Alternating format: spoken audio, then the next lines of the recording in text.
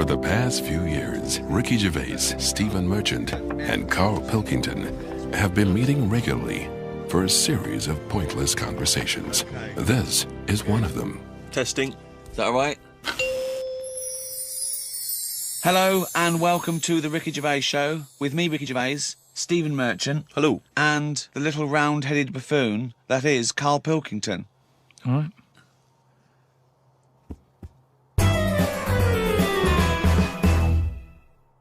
Karl, as you're aware, you've obviously got many celebrity fans, and you've also got a new fan, Warwick Davis, who is the short actor that many people will see in films like Return of the Jedi. He also is in Harry Potter.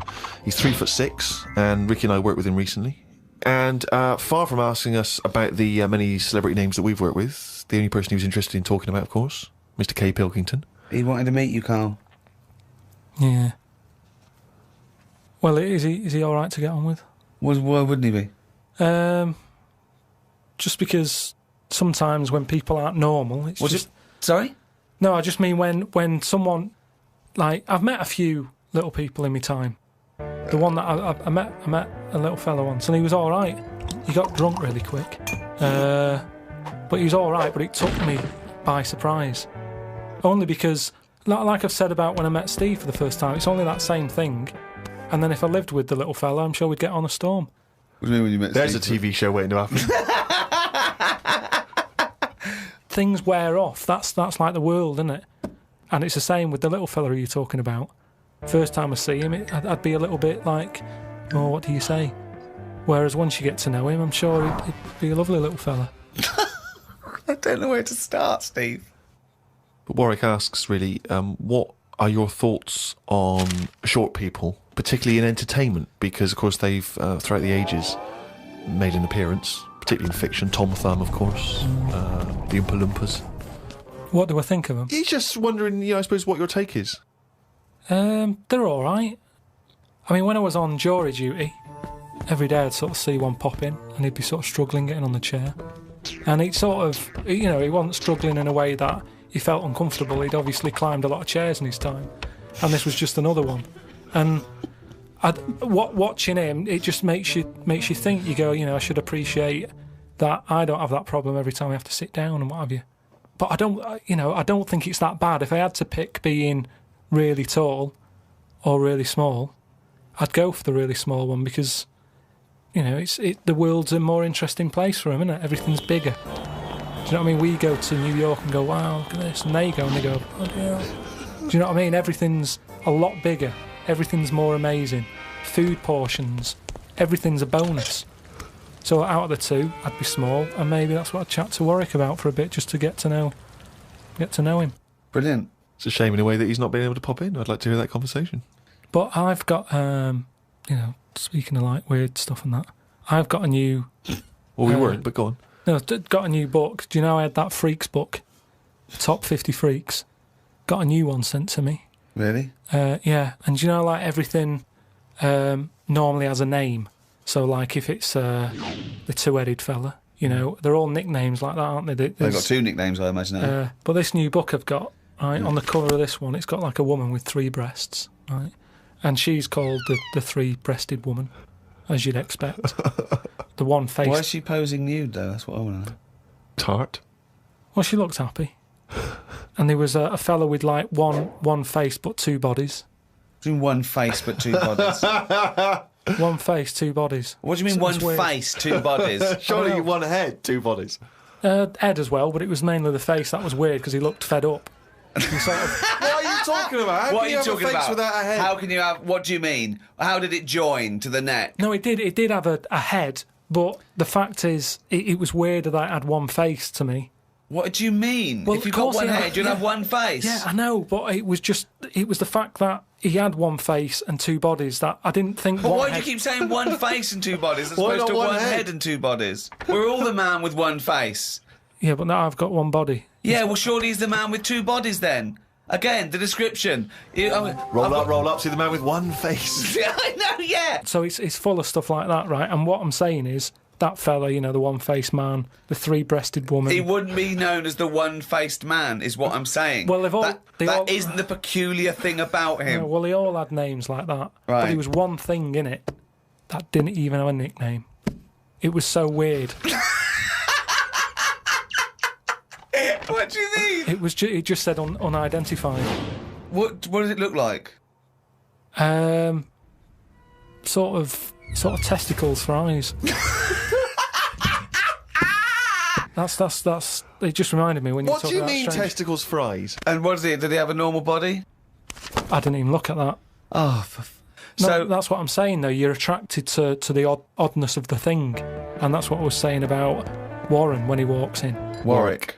You know, it'll be odd for a minute, and then I'm sure For him it will be. He'll get used to you. I've got my head round it a bit more, and the way that there's loads of people in the world, and yet you don't see people with like dangly eyes more often. It amazes me. I love the fact that he's amazed by not seeing freaks. Yeah. It's incredible. He's walking down the street going, oh, everyone's got one head. That's weird. Suzanne, see any dangly eyes today? No, me neither. It's weird, isn't it? What's going on in the world? Went out the other night with the lads. You know, there's a few of us, you know, young, free and single. Must look like the Swingers. Oh, it was pretty. It looked like a boy band had gone out. It looked like, Really? It looked like, you know, NSYNC had hit the streets. Right, Yeah. Excellent. A friend of mine said, let's go to a club. Right, I haven't been to a nightclub for a long time, actually. I haven't been. Is that because your glasses steam up when you walk in out of the cold? That is a problem in the winter. It's very difficult to make a good impression when as you walk in, your glasses steam up straight away, and you know you got to take them off and clean them and stuff, and then you know you get a bit. On your white fronts, you pull your white fronts up through the jeans, clean them on that, or the back of a girl's dress. But we cruised down to the club. It's one of those big sort of London super clubs, and it's a bit of a queue. I think it's a bit of a chore. But we're queuing up, we're in good spirits, we're looking at it, it sounds pretty funky, we can hear the music coming out. You know, been in the queue for quite a while, 20, 25 minutes. Forget it, 25 minutes. Well, yeah, we were pretty excited by this point. The doorman says, hello lads. I said, yeah, we're coming please. He went, no you're not. I went, Really? What? He said, you're not coming in. And he just immediately lifted the little rope and sent us away from the queue, right? And we were slightly perplexed, we were dumbfounded, we didn't know what to do. It was like, this couldn't be happening, it didn't make sense. So we just queued up what was going on.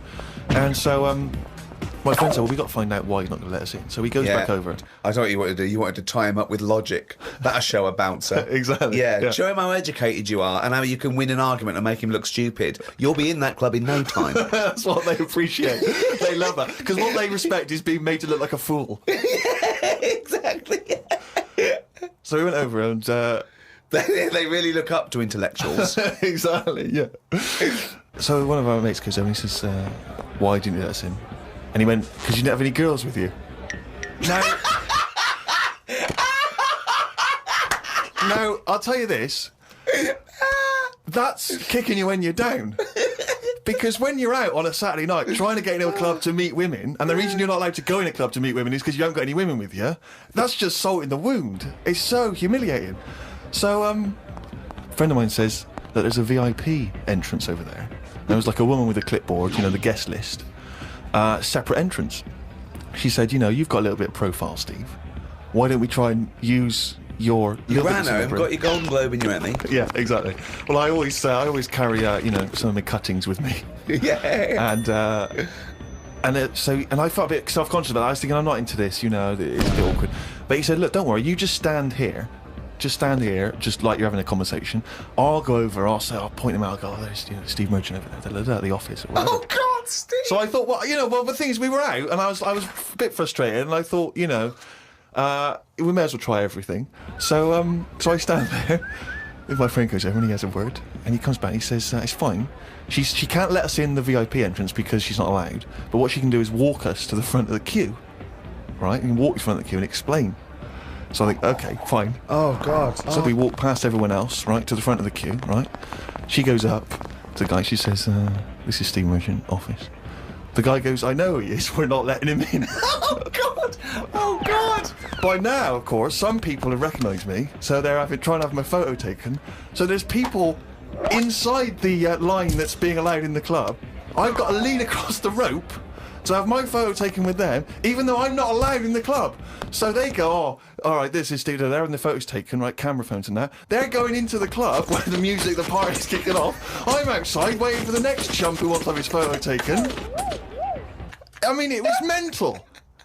So, That's unbelievable. I was furious, and then one guy, I remember he was chatting, and he goes, oh, yeah, brilliant, I love the podcast and all that stuff, is Karl with you? I said, oh, Karl's not out here. And his girlfriend, she went, who's that? And he went, oh, it's just Steve Merchant, he does the office, he does the thing. And she went, who cares? Who are you, Bruce Forsyth? And it's that thing when suddenly I'm being humiliated and embarrassed by someone's girlfriend. I never asked for that. I never asked for her opinion on me. I'm sorry if I don't impress you, if I'm not sufficiently famous for you, but it's not my fault. It's your girlfriend who brought it up. It was like I'd gone over to her and tried to show off, and she was annoyed. So by now I was just furious. Oh, so God. I thought, forget this. Well, I was walking down the street, and there's a group of builders sitting down having a cup of tea. One of them goes, all right, Rick. I went, all right, mate. The other one went, not as fat as on telly. I went, oh, thanks. Not as fat as on telly. So he went with, well, you are fat, but you look even fatter on telly. He didn't say, oh, God, you don't look fat at all, or, oh, you look big on telly, but you don't look fat. Just went with, not as fat as on telly. And there's nothing I could say, but cheers, mate. Now, when you said cheers, mate, did you say that because you were... Because I'd say cheers, mate, because I'd be a little bit scared of them. No, I was I'd be worried about the like repercussions. sarcasm, and, you know, I laughed after. Yeah. So you can get away with sarcasm with working class blokes. I'm a little bit more secure with a working class male than you, aren't I? I'm terrified of them. I feel like they're going to turn on me at any minute. You don't feel confident sort of backing in a lorry driver? Terrified. Oh, right. Because okay. if I did, he'd probably lean out and just go and get your dad, mate. Yeah, not you. Fuck off, I'm not interested. Not you. Yeah. Oh, he's only gonna read it down.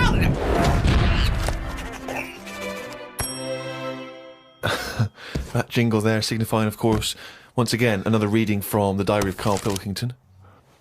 Now, of course, for those of you who have not been keeping abreast of Karl's medical complaints, just bring us up to speed, Karl. You had to go into hospital because previously you'd had I've been treatment. in and out, honestly. I've been in and out of that hospital just with kidney problems, really painful and what have you. And He had kidney stones, all right? No, but sorted. seriously. I had a bit of a lie-in today because I have to get up early for my operation tomorrow. Not only have I got to have tubes shoved up my knob, but I also have to get up at 5:50.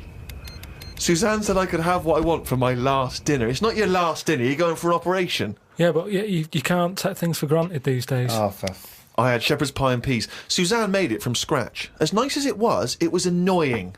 Because making stuff from scratch means loads of pots, and it's my job to do the washing up.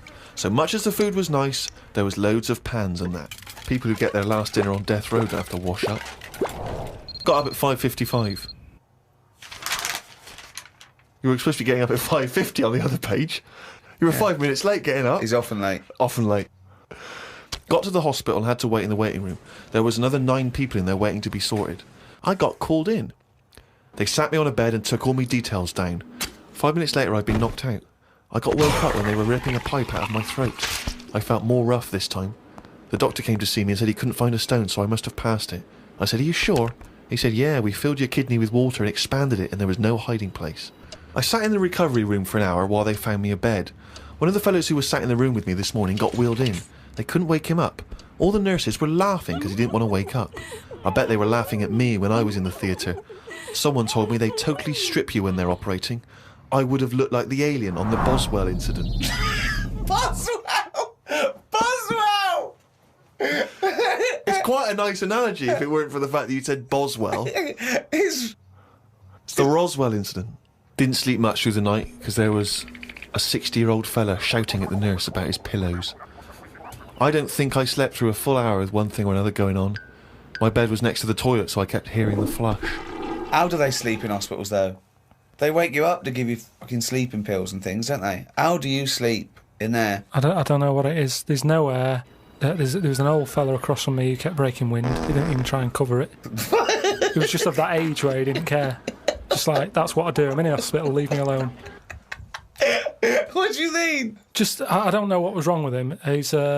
I talked to him because at first I felt sorry for him. I was a little bit like, you know, he's had no visitors. No one's calling him up, so I'll talk to him. But then he got that familiar with me that he'd just be doing it whilst I'm chatting to him. Just like he's my granddad or something. It's just like, oh, that's what he does. It's like, well, I'm ill as well. Stop doing that. Honestly, unbelievable. He didn't even try and cover it with a cough. It was just like, that's... With a cough? How would you cover it with a cough? just non-stop. Got home and sat down. My pains are coming back, but the doctor said this would happen, that my insides are still in shock, so I need to take it easy. It's 9 o'clock. I'm in agony. I can't do the diary for the rest of the day. Jesus. So you may as well just tell us then what happened. Suzanne just got frustrated with me because I was rolling about on the floor and she was trying to watch Arthur, right? So that was on the other night. I thought it was when you lodger. So, And she said, look, if you're in pain, do something. She said, you know... you went and got a cold plate. Yeah. No, use an ashtray. Plates are for liver damage. Got in a taxi. He filled up on the way, which was annoying. He didn't. That He is did. cheeky. That really... I mean, he could On see the I was way in to the pain. hospital. So, Because he's not an ambulance driver. so anyway, he gets us there and he doesn't charge us, which is pretty decent. Oh, that's all right, yeah. So this gay fella came through. How And, do you know he was gay? just the way he was. I'm not having a go. He was a good fella. Do you know what I mean? A He'd- doctor, you mean? No, he was he was a nurse. Right. And he came through and just sort of went, "Oh, how are you?" And I was like, "Oh, I've had better days." So he got As me you on mentioned in the diary, I remember the first time when I came here, they said the nurse might put a tablet up my arse. I thought the chances of that happening had just increased. Oh, Karl! Yeah, but I would have let him do it. Honestly, I was that sort of out of it. That, Of course you'd let him do it. He's a qualified nurse. No, but the way I am now, say if it was just a tablet for sorting out my blood pressure, and I walked in there and he went, "Oh, hello," and he said, "Yeah, let's pop that." I'd go, "Hang on a minute." but what I mean is that night I would have just let him put 3 up. Honestly, it's just weird, isn't it? How your body just goes, let him get on with it, and you trust anyone, don't you? When you're in that much pain and you need And help. they're a qualified nurse, yes. Karl, of course, has written a poem about the experience entitled My Ward. All I've done here, I've been through I don't know what the word is, a bad experience. Trauma. A trauma, yeah. I've been through a load of trauma. So I'm just finishing it off with a little sort of picture for people. Go on then. Me, a Chinese fella, and an old bloke who looked like Mr. Burns from The Simpsons. Don't know what was wrong with him, but breaking wind was the symptoms. No one visited him or called him. He seemed quite lost to me. As well as wind problems, he had a colostomy. Back. When I left, I said, "See you" to the old man. Turned out the other fella wasn't Chinese. He was from Japan. I never found out what was up with him. You've got a little picture there, haven't you, of me sat in my ward. I'm sat there with that fella who I didn't talk to, the old fella who had wind problems. And that's what a poem is, isn't it? But the detail about you thought he was Chinese and he turned out to be Japanese, how is that evocative? That's just a piece of misinformation. It's just I like it. I imagine a lot of people making I the like same it because mistake. you know why? It's like he even makes digressions within his poem. Yeah. Do you know what I mean? It's like he could have gone back and erased that, but he didn't. He left that digression in, and I think that's great. It's very honest. Had a late night last night because I stayed up to watch a programme about monkeys. It's already good. Of course he did. It's already good. Now, before I read on, I mean, is this not some kind of monkey news? Is this not a late return to monkey news? Well, it's not that good. Is it not? Whereas the other monkey news is... Oh, chimpanzee, that's some more shit. This is what he says. This is what he gleaned from the programme about monkeys. It sat on a bridge and wanted stuff off people to walk over the bridge. What? So it was acting as some kind of toll booth, This was is it? ridiculous. No, it was a bridge in like the jungle.